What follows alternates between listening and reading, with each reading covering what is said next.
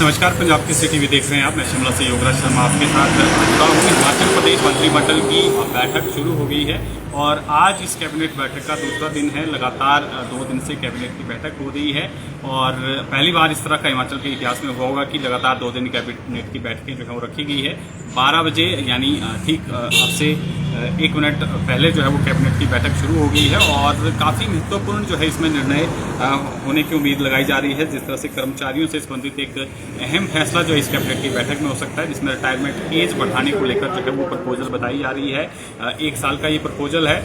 सरकार जो है चाहती है कि कर्मचारियों की जो रिटायरमेंट की उम्र है उसको 58 से बढ़ाकर 59 किया जाए और इसके पीछे कारण हिमाचल प्रदेश की वित्तीय स्थिति है। जिस तरह से आपको मालूम है, हिमाचल प्रदेश के जो वित्तीय हालात हैं वो किसी से छुपे नहीं है। कर्ज लगातार बढ़ता जा रहा है। 1 लाख हज़ार करोड़ का जो कर्ज है वो हिमाचल प्रदेश पर है और ऐसे में क्योंकि अगर कर्मचारियों की रिटायरमेंट की एज बढ़ती है तो 1 साल के लिए आप ये मान के चलिए कि 1 साल में जो रिटायरमेंटें हैं वो लगभग पूरी तरह से बंद हो जाएंगी, क्योंकि 1 साल बाद ही अगर आज कोई कर्मचारी रिटायर होना है तो वो 1 साल बाद जो है रिटायर होगा। तो ऐसे में कुछ जो देनदारियाँ हैं रिटायरमेंट पे, जिस तरह से देनदारियाँ रहती हैं कर्मचारियों की, एक साथ जो है वो पैसा इकट्ठा देना पड़ता है। 40 जो फीसदी कम्यूटेशन है वो भी सरकार देती है। एक तरह से लोन ये जो है कर्मचारी को मिलता है, जिसमें उसकी जो सर्विस का लगभग 20 साल के आसपास की सर्विस का रिकॉर्ड देखा जाता है और 20 साल के आसपास की जो सैलरीज रही होती है उसके आधार पर जो है 40% ये लोन एक तरह से दिया जाता है। हालांकि बाद में धीरे धीरे कर्मचारी से वापस करते हैं, तो उसको लेकर भी इसमें जो है वो फैसला हो सकता है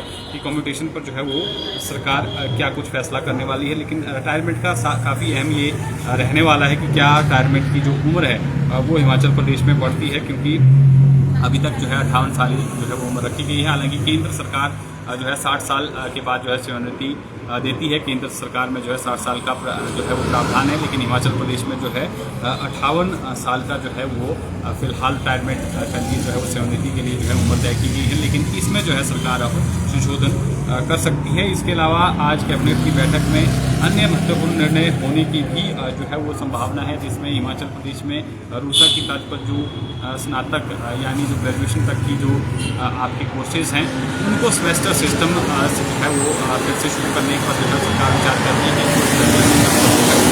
लागू किया जाए। तो इसको लेकर भी आज की इस कैबिनेट की बैठक में जो है वो फैसला होने का जो है वो अनुमान है कि इस कैबिनेट की बैठक में जो है आज इसको लेकर भी फैसला जो है वो हो सकता है। तमाम बिंदुओं को लेकर चर्चा होनी है। इसके अलावा टीसीपी को लेकर एक कल प्रेजेंटेशन हुई है, जिसको लेकर फिलहाल अभी कोई निर्णय नहीं हो पाया है और कुछ क्वायरीज जो है कल कैबिनेट ने लगाई थी, जिसको लेकर आज टीसीपी जो है वो कहीं ना कहीं इस मामले को लेकर जो है वो क्लैरिफिकेशन का जो है जवाब देगी। और हो सकता है क्योंकि हिमाचल प्रदेश में राजधानी शिमला है, तो ऐसे में शिमला में लगातार जो है वो बर्डन बढ़ता जा रहा है और इसी की मद्देनजर जो है सरकार ने कुछ कार्यालयों को शिफ्ट करने का भी यहाँ से निर्णय लिया गया है। कल भी जो है वाइल्ड लाइफ विंग शिमला को धर्मशाला शिफ्ट करने का जो है निर्णय हुआ है और पर्यटन जो हिमाचल प्रदेश में पर्यटन विकास निगम कार्यालय है उसको भी धर्मशाला कांगड़ा जो है शिफ्ट करने की यहाँ पर जो है सरकार की तरफ से अनुमति दी गई है।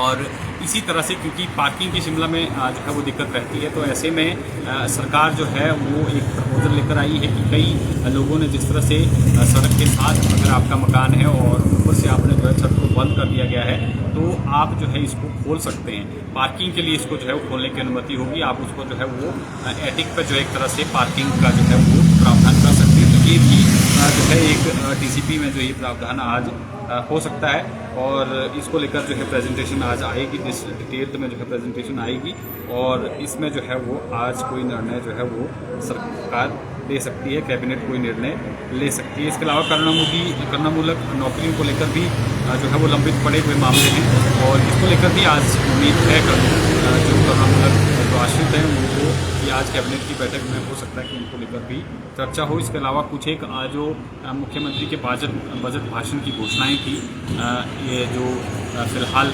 बीते दिनों जो बजट सत्र हुआ था, बड़ी घोषणाएं जो हैं इस साल के लिए की है, उसमें से कुछ घोषणाएं जो हैं उस पर मोहर लग सकती है, क्योंकि पिछले कल भी जो 7 साल का कार्यकाल पूरा कर चुके पार्ट टाइम वर्कर थे उनको जो है वो दैनिक भोगी बनाने का सरकार ने निर्णय लिया है। 31 मार्च 2025 तक जितने भी जो पार्ट टाइम वर्कर थे जिनको 7 साल हुई है उनको दैनिक भोगी बनाया गया है। उसके बाद वो दैनिक भोगी के बाद जो है वो नियमित होंगे, तो ये प्रावधान किया गया है। इसके अलावा हिमाचल प्रदेश में क्योंकि अनुबंध पर जो है अभी तक जो नियुक्तियाँ होती थी 2 साल का अनुबंध होता था, उसके बाद जो है मार्च के महीने में रेगुलर जो है वो कर्मचारियों को किया जाता था, नियमित किया जाता था। लेकिन अब इसमें भी सरकार ने संशोधन किया है। अब कॉन्ट्रैक्ट पर भर्तियां नहीं होंगी, अब ट्रेनी के तौर पर जो है वो भर्तियां होंगी। 2 साल का जो है आपका ट्रेनिंग पीरियड एक तरह से रहेगा और उसके बाद जो है आपको यहाँ पर जो है वो सरकार नियमित करेगी।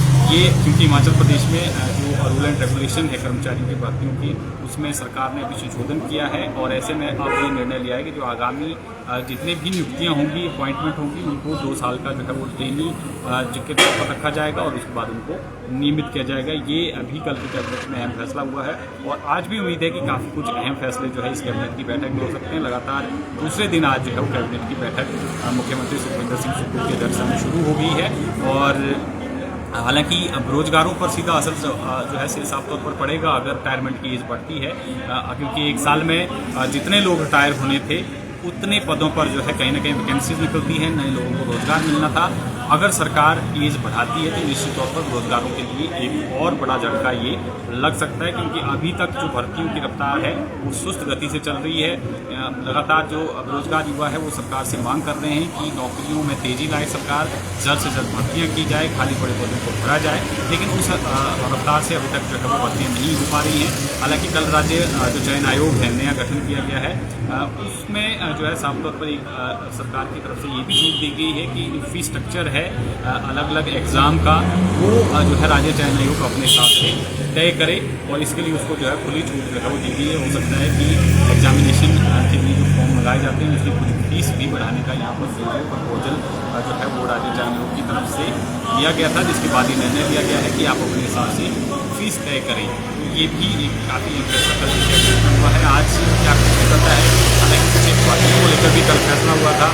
हर जो मेडिकल कॉलेज है वहाँ पर जो है वो सीएमओ की तैनाती होगी और इसके अलावा कुछ एक जो अन्य खाली पड़े हुए पद थे उनको भरने का निर्णय लिया गया है। और आज भी उम्मीदें हैं कि कुछ जो वैकेंसीज खाली चल रही है हिमाचल प्रदेश के विभिन्न विभागों में विभिन्न कैटेगरी की, उसमें जो है वो कोई कैबिनेट अपना निर्णय दे और भर्तियों में रफ्तार जो है वो आए। इस तरह से रोजगार भी जो है वो सरकार से जो है वो आस लगाए बैठे हैं। तो फिलहाल के लिए इतना ही और ताज़ा तरीन अपडेट के साथ फिर जुड़ेंगे क्या कुछ कैबिनेट में आज होता है। फिलहाल के लिए आप बने रहें पंजाब केसरी हिमाचल के साथ।